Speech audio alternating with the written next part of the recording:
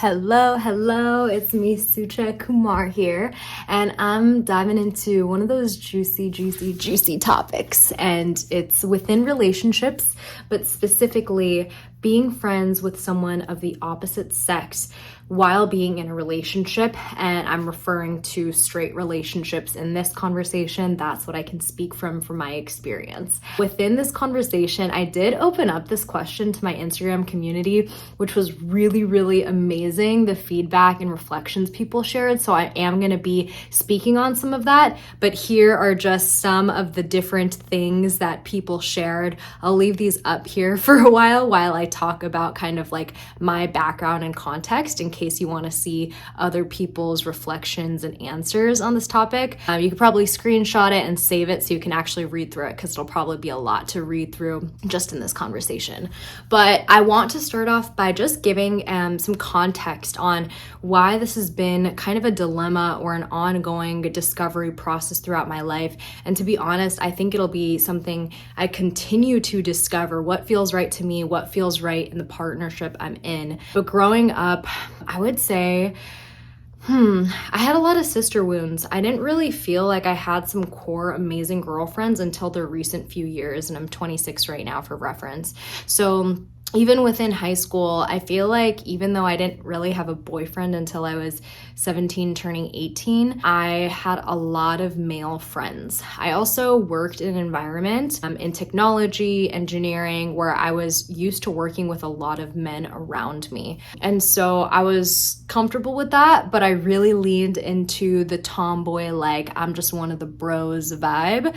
And now reflecting back, I'm like, I think I was seeking some kind of validation by men, but I was always a little too scared to put myself out there and be in my feminine and just be my true self. So of course that's part of the journey.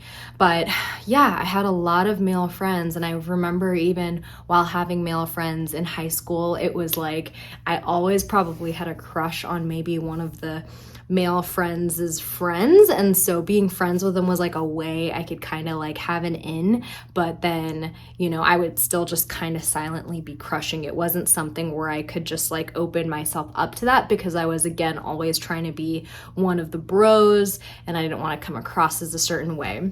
And then different relationships were different interactions and kind of like different feelings towards being friends with the opposite sex. So I remember one relationship, I was the one that was always so like worried if the guy I was with was friends with a girl, or even if there was a girl in the vicinity. And I didn't really have any premise on that besides the fact that it was my own insecurity. In that specific relationship, the person did really nothing to bring up any distrust or any worries around that. It was really just me. I remember also, like, at that time I wasn't 21 yet, but my boyfriend at the time was 21 and, you know, would occasionally go out to certain things, and I was like, I can't go out. And so there was that worry too, just because I probably could have been there, but I wasn't old enough to do the 21 plus year old things.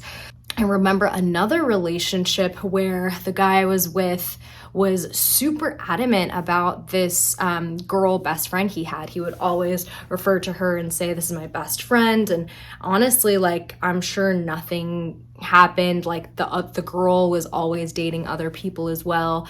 But I feel like because it was like so, there's so much of an attachment there between them being best friends for such a long period of time, I wasn't even able to feel safe enough to bring up the conversation. And the, you know, partner I was with didn't really have the, I would say, awareness to ask me like, hey, I'm friends with a girl, is this okay? And to be fair, I also had my own guy friends that I maintained contact in that time, and I would sometimes hang out with them one-on-one. So it was kind of like a weird thing because we both had our own opposite sex friends, but we weren't actively checking in on each other, like if we both felt safe in the container. And so I'm sure there was like little bits of just like insecurity or just like passive aggressive comments, and really it was just that we didn't feel safe. And then in retrospect, that relationship, a lot of it was stemming from insecurity. Even my initial attraction to the person was based on a lot of insecurity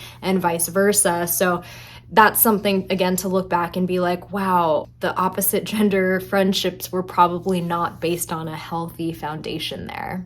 The current relationship I'm in literally challenges me in every single way. My partner, he really doesn't leave anything unsaid or uncertain. He is so good about checking in on how safe we feel with each other, and if he's hanging out with someone, or he will vocalize how he feels about if I'm hanging out with someone. And we did go through some vulnerable, heavy stuff at the beginning of our relationship, and so that did create a little bit of maybe not the most safe environment. So we're in this very I think it's such a beautiful process to be able to have a lot of conversations. It's like an ongoing conversation that we keep coming back to in this same relationship container, and checking in on how we feel about being friends with someone of the opposite gender. And there's so much to go into, and that's what I'll be going into in this conversation. But I think it's really cool to lean into seasons. Maybe there are seasons in our life where we want to lean into friends, especially friends of the opposite sex. Perhaps they are opening up a conversation or supporting us with something that we might not always be able to get from same-sex people. So for example, I really lean into my sisters and healing my sister wounds, and also just really leaning into my feminine and allowing and prioritizing more time to really nurture these female friends and relationships, and sisterhood has been really important for me. But I also notice maybe there's certain topics that would be really, really great to reflect with a male friend, or perhaps it's just a friend that I've had who happens to really vibe out with me on certain topics, or hold space in a certain way that maybe my female friends can't. So it's really interesting in that sense. And similarly, I've gone through things with my partner that, I take a step back and I'm like, dang, this actually might be really helpful for you to reflect with a female friend, or maybe not relying on me to be the main female in your life, and actually allowing, yourself to lean into other female energy. But this is where all of the waters can get a little murky, and this is where boundaries come up, and this is where honesty and trust come up. So I opened up this conversation and question to my Instagram community, and I want to bring up some of the points that really stuck out to me and just reflect on them a little bit. And it's just because I'm honestly figuring this out, and I think it needs to be an ongoing conversation consistently and at different phases and seasons of our lives. It doesn't really make sense to just create a rule or a guideline and then expect both partners or just everybody to follow that and be like, this is what a healthy relationship looks like. I think it's all relevant to everybody and their own stories and patterns and traumas and all of that. And before I get into the reflections that I really, really liked and want to reflect on here, I want to mention that I actually had men straight up answer the question when I asked, what are your thoughts about being friends with the opposite sex in a relationship? I've had men say straight up, it's impossible to actually genuinely be friends with women without feeling that attraction, which was crazy that they were just straight up saying that. And I'm not saying that I believe that. I just think it might be that there's definitely probably some validity to that in a way. I've also had some conversations with girlfriends, and I've had them say how, comfortable and trusting they feel in, them and their partner feeling really comfortable with them, each of them hanging out with opposite gender friends. But it's interesting because, let's say a girlfriend will say something or someone will say something to me, and then I'll see their partner and how they're acting, and I'm like, I don't know if this really is in alignment with what your partner's sharing and how safe and trusting, and it's really, really tricky there, because trust is a big thing, but sometimes we also want to tell ourselves stories to feel comfortable in something that we want to strive for.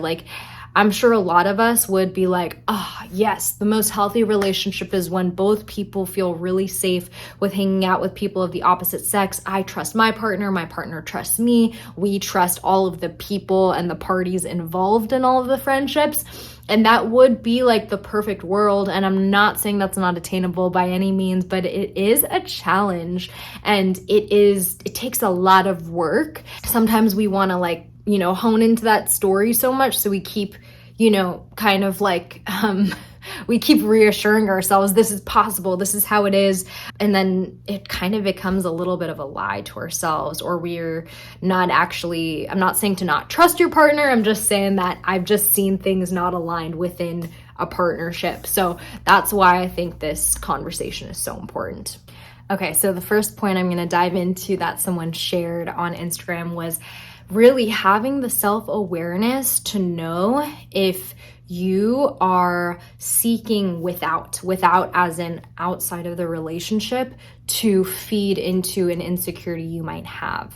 And self-awareness is huge, because it can be one thing to be aware, and a lot of people are aware, but then to actually create discipline or commitment around that. So if you are aware that I might be seeking out of my relationship to feed into an insecurity, it's being really honest with yourself and your partner perhaps, and voicing those things out that you're not maybe getting from the relationship that you need more of. And maybe it's talking about certain topics, maybe it's going to dinner and having more dates in certain places, maybe it's just getting complimented more and having more opportunities to dress up and feel like you're a woman. Whatever that could be, really asking yourself the question, and having that awareness is a really, really big one.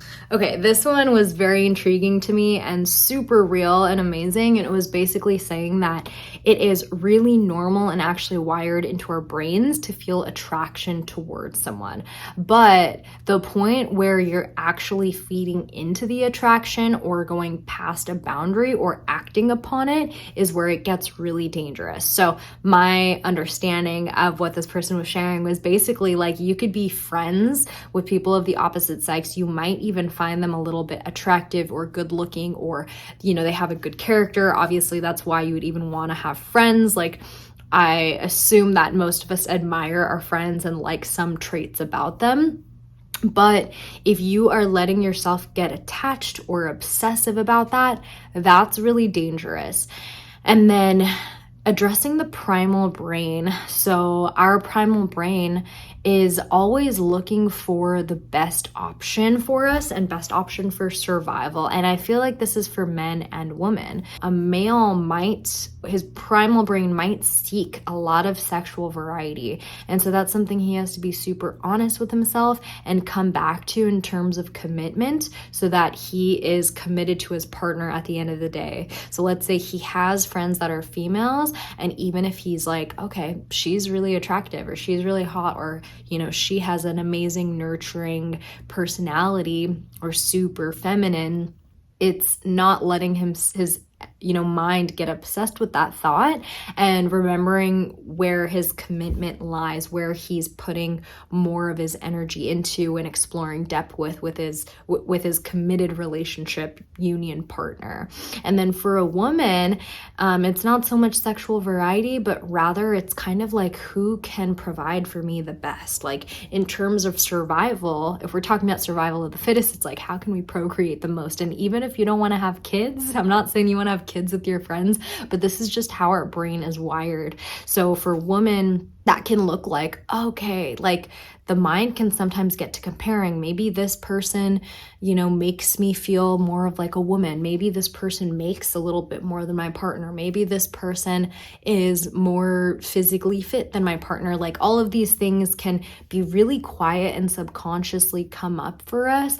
And then attaching to that, or something that person's giving you that your partner might not, is a really, really subtle thing, but super important to be aware of and really address with yourself, and then possibly with your partner too, if you have that relationship where you can be really open and talk about these things, like, this is what's coming up. And that can be really hard for a partner to hear as well, but it's so important in the conversation. So all that being said, how our brains are wired, we must respect that. It's not saying we're going to be attracted to every friend we have, but it's important to not deny ourselves the fact that we are humans and we're naturally going to feel attraction towards maybe several people, even if that's very slight or a lot more.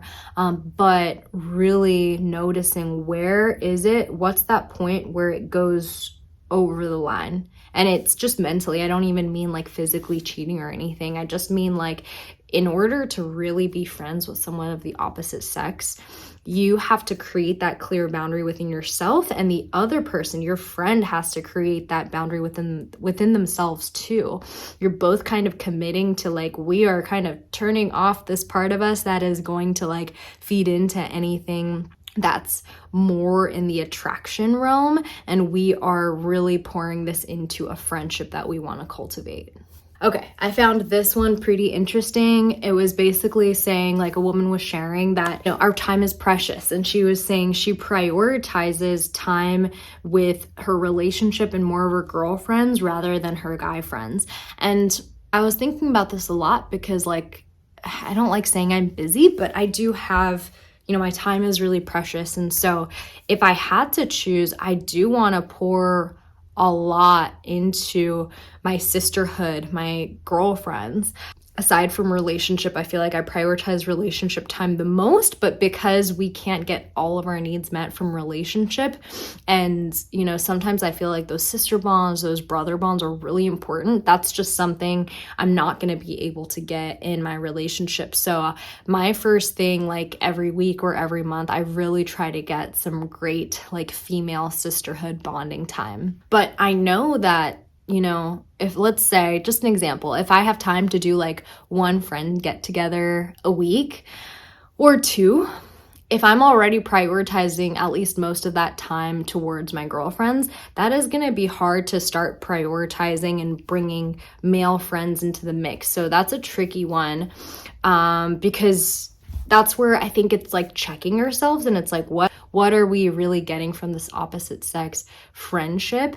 And is it something that my girlfriends can't give me? Is it something that my relationship can't give me? And is this time spent with this person, checking our awareness? It's not stemming from any insecurity or void we need to fill. It is purely something that you're just really connecting and vibing out with this opposite gender person with, and it's worth the time, it's worth prioritizing the time. And that could absolutely be the case. So I'm definitely not saying like you need to prioritize your sister friends or your brother friends over your opposite sex friends, but it's just a really good thing to check yourself on. And as I dive into this conversation deeper with relationship and just also with myself and with friends, I'm kind of just really taking an account to like, what really makes these friendships worth it? What value am I bringing to them? What value are they bringing to me? Is there reciprocity there? Is it really worth it? What am I trying to fill here? All right, so the last big point I have is something that's probably just the most common thing that a lot of us will share, is that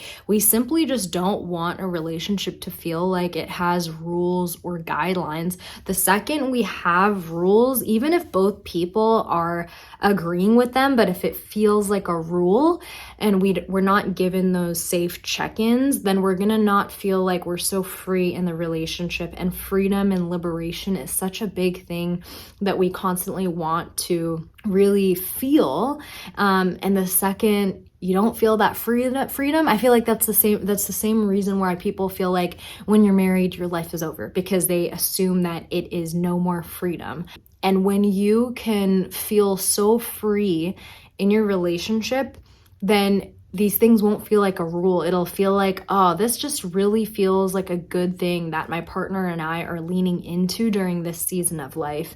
And I think this is where I'm kind of headed towards, is like having those really good check-ins with a partner, and then being like, what do we feel like this season? And then if we do hang out with someone of the opposite sex, actually talking about it and even reflecting after and being like, how did we feel from this? How did my partner feel about, this time when I was spending this time with my opposite sex friend? And then understanding that based on how I feel, even the time of month, like a woman, if she's on her period, if she's having, a week or a few days of the month that are just feeling really hard for herself.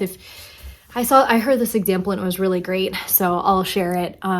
So I'll just say in terms of me. So let's say there's a week where I just haven't been able to hit my workouts. Like I just haven't been able to do as much movement as I'm liking to. So I'm kind of feeling a little insecure about, my movement ability and maybe a little bit of my physique and just how I feel about myself. And then if my partner is hanging out with a woman that is maybe pretty physically fit, or maybe she teaches yoga, or she's been hitting her workouts for the week, whatever that is, maybe that just one-off time I would feel a little bit more insecure or have a little bit more resistance to them hanging out. And it's not something where I'm like feeling like this all the time. There might be a time where I'm feeling so good about my movement that I'm just like, yeah, I feel so good about myself. I feel hot. I feel sexy. I am just feeling over the moon and I'm feeling so overjoyed. And I'm like, yes, hang out with whoever you want. Like, I feel good about myself. And then the other layer of that, the other level of that is like, maybe I am feeling, insecure because I haven't been hitting my movement, and maybe my partner is hanging out with that person, but maybe I'm understanding like, hey, like this is really fulfilling him. This conversation or a friend hangout is valuable to him, but I'm also aware that whatever is coming up for me right now is just fleeting. It's just kind of me really getting a mirror of my own reflection because I haven't prioritized my workouts and movement for this week. And that can be really hard, but then that's the parts where it's like, okay, is this my shit? Is this your shit? And not being so hard on ourselves too. We don't want to get into a pattern of feeling like this is always my shit or this is always a partner's problem. It's like really having those conversations, and that's why I'm saying like leaning into the seasons or even how we feel every week. Whatever makes sense about the frequency, depending on how often you're hanging out with opposite sex friends, to check in with your partner on. Of the feedback I got, there was a lot of other like solution suggestions, and one of them was always like hanging out with the opposite sex friends in a group, or maybe even having the partner there. I have a few things that come up here because I know that when there is the one-on-one conversation time, when you're with a friend one-on-one, there's opportunity to just drop in and get into way more deeper shares and vulnerability and even healing than it is when there's multiple people in a group. Even like a double date, maybe not all of the times will both girlfriends or both boyfriends, both male and female, will vibe all together. So I understand it's hard to get like multiple people to sync up for the exact vibe you want. And that's why sometimes those one-to-one friendships and the opposite sex friendships are really valuable.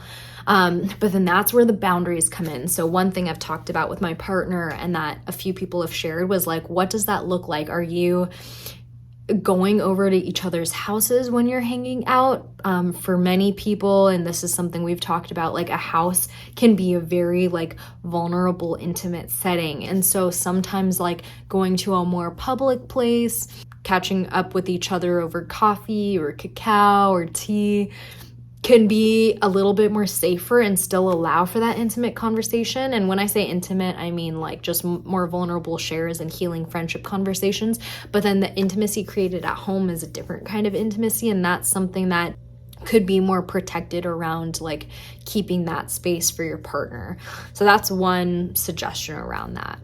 One of the topics I'm actually curious about, this is like a subtopic that if you're listening to this right now, if you could comment with your thoughts or share anything that comes to mind, is like maybe the opposite sex friends you've been friends with maybe had a crush or attraction to you in the past, but you guys have worked through that and then been in a really now a very comfortable friend zone, which feels healthy. And so that's something that I've noticed that I think maybe many girls notice, is like maybe a guy is initially attracted towards them and then you kind of shut them down immediately. And then when you do hang out, it's very friend zoned. And then if you've worked through that for a long enough time, maybe if the guy starts dating as well other people or is in a more committed relationship, you can trust into that you're just very much friends. And so I'm curious your thoughts. Like what does that look like if you have an attraction towards someone, but maybe it's fleeting and maybe it's in the past?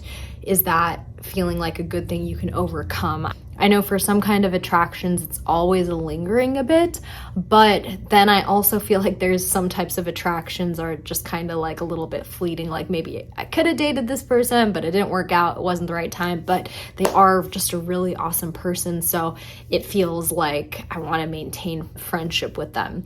So that's an interesting one. And then the other one is you are friends with someone of the opposite sex. How does the conversation and kind of like situation change based on if that person is dating someone or not? So for example, I'm a female, and if I have a male friend, does the dynamic switch? And is it even maybe some stuff comes up for my partner based on if the guy is single or if he is dating or in maybe a very committed relationship? So those are all a bit interesting. And the more I kind of dive into this, I notice how my friendships are shifting to and what spaces I want to open up there.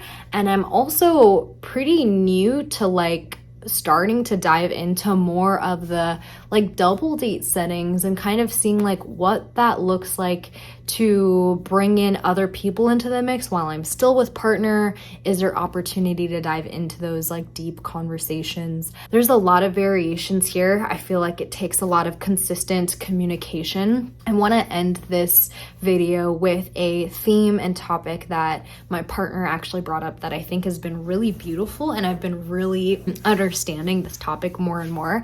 And basically it's the idea of defending intimacy. So what that means is the world is constantly trying to take us away actually from our intimate romantic relationship.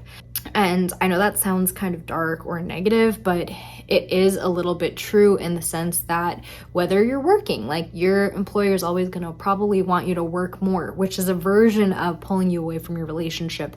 But more than that, a lot of society has actually always put down people to be you spend too much time in your relationship. And maybe guys get it from their friends of you're whipped, you're spending all your time with your woman, or girl groups will be oh, she doesn't spend time with us anymore, she's just spending all of her time with her man. We aren't really supported in spending a lot of time with relationship. And then if we are spending a lot of time in relationship, sometimes we feel a pressure of I need to spend more time with friends and spending too much time in relationship. And so this is something to really check in with ourselves about and also defend, if the world is kind of pulling us away from that, and also being wary of certain opposite sex friends who it might be super subconscious, but in a way it's pulling us away from the relationship. That's kind of where that topic someone brought up about time prioritization.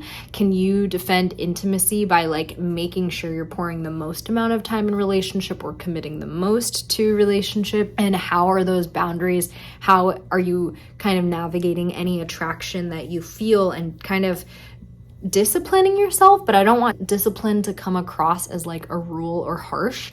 I want it to just be kind of feeling a really good decision you're making with yourself. I'm choosing to pour more into my relationship because I want to defend our intimacy. I want to defend the beautiful life we're creating together, or the beautiful commitment and, depth that we get to explore in this. But by saying, how do I say this? By saying no to certain things, you're saying yes to other things. So saying no is very valuable. That's another thing I've been reflecting with my partner about. And again, none of what I'm saying is saying to not be friends with people of the opposite sex. It's such a nuanced conversation, and that's why we've been talking about this for a good amount of time now. But it is so intriguing for me. So I'm so curious your thoughts and what you think on this topic. I appreciate you so much for listening, and I hope you have a beautiful rest of your day. Comment down below your thoughts and like this video if you liked it, and if you like more content around relationship stuff.